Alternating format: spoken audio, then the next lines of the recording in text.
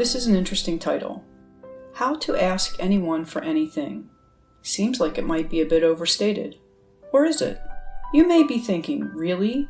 You mean after I watch, I will be able to ask anyone for anything? Well, yes, that is exactly what I mean. You should know, however, what I do not mean is that people will always say yes.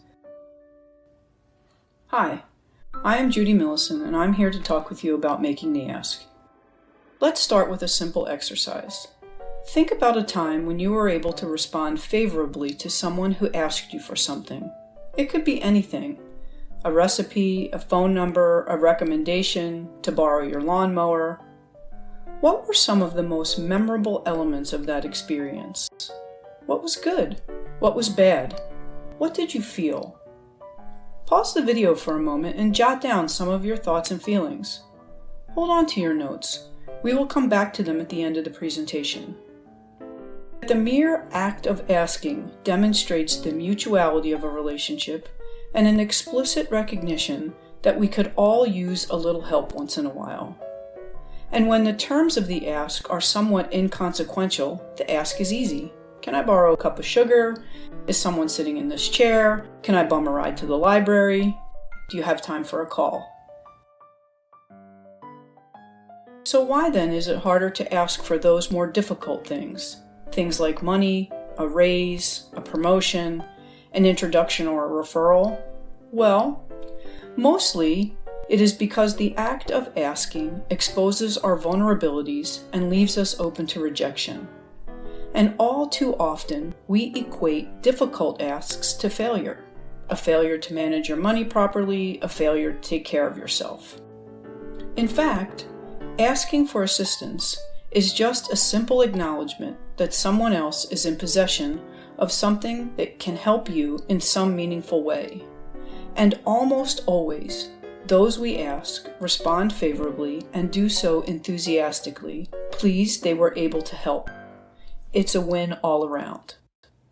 The secret to a successful ask, particularly those that feel more challenging, lies in the intentionality of the request and the mutuality of the exchange. Interestingly, much of what I learned about the ask came from my years as a professional fundraiser. I worked for 4 years at a community-based nonprofit organization raising annual funds, and then for 3 years at a college, first as a corporate and foundation relations officer, and then as the assistant director of development. There are a few lessons I learned from that work that I believe are applicable to any kind of an ask. First, asking and giving are personal acts. People give to people. When you ask for something, your appeal should always be personal and demonstrate not only an awareness of whether the person is able or has the resources to give or offer help, but also in ways that reflect a commitment to shared interests or values. A shared reciprocity, if you will. We help someone because we share something in common. We probably would not ask someone who dislikes sports to attend a ball game with us. The ask does not align with that person's interests and will probably be unsuccessful. Conversely, if you were to ask your college professor neighbor for advice about how to pick a major, there is likely to be a different level of interest and engagement. The neighbor is knowledgeable about and perhaps even personally interested in helping you select the right major. Second, whenever you make an ask, the ask should be intentional or purposive. The focus not on what it is you want, but rather what you will do with what you are given. When I was young, my parents would always make us write thank you notes to our grandparents when they sent us money for our birthdays. We were never allowed to just say thank you. We always had to tell our grandparents what we did with the money. And that simple act made them feel even better about sending the check. They knew their money was being used for some greater purpose. Even though my grandparents learned about the purpose after the gift was made, they knew their money would be used for something that was important to me. Giving, and by extension asking, is never an end in itself. Both are always purposive, requested and granted to accomplish some greater purpose. So when we ask, whether it is a cup of sugar for a cake, or a donation to support a favorite charity, or assistance with a project, we should always be prepared to share what will happen as a result of what is given. Third, never apologize for asking or offer disclaimers, even if you're uncomfortable. These kinds of statements, "I hate to ask but," or "I'm not usually the type to ask for help," shift the dynamic and often make people feel awful. They may agree to help, but for all of the wrong reasons. Not because they want to help, but perhaps because they feel obligated to help. Remember, if you did not need the help, you would not ask. So the simple art of asking not only communicates what you need, it also sends a powerful message that you think the person you are asking has the interest and ability to help you. Make your request with confidence and offer your sincere appreciation when someone helps. Asking with gratitude shows that you believe in the power of collaboration, of community. It is important to express gratitude and appreciation for other people's help. People need to feel appreciated and valued. The notion of purposiveness comes up again here.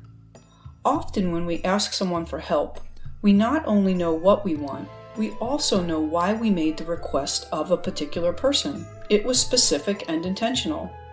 Simply share that information with the person when you are asking for help.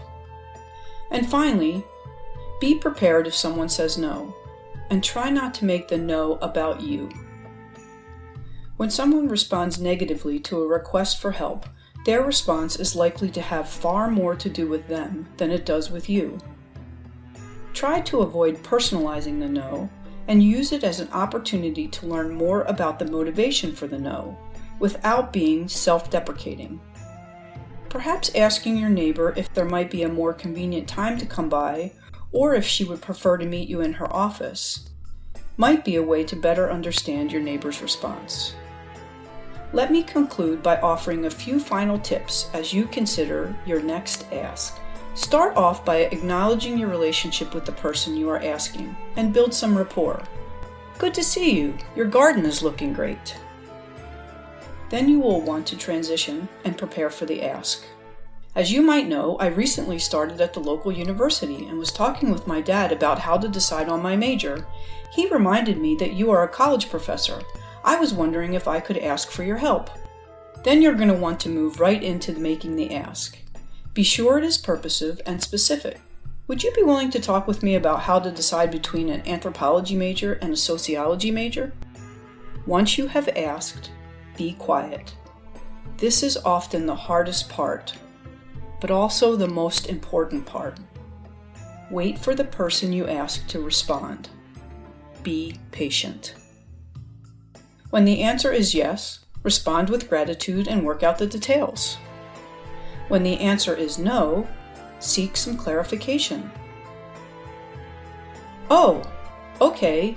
My dad said he thought you taught sociology. Do you have any advice about a resource I might read or someone else I might talk with?" "I taught sociology. It's just that I was about to water the garden. Can you come by after dinner?" Pull out that piece of paper. The one where you jotted down how it felt to respond favorably to a request someone made of you. What were some of the emotions you jotted down? I know for me, I typically feel good when I'm able to help. In general, both my professional and personal life experiences suggest that people want to help if they can, particularly if they can do so in a way that advances the things or people they care about. Just remember to be intentional, to be clear, to be specific, to be confident, to be grateful. And I have no doubt you will be successful.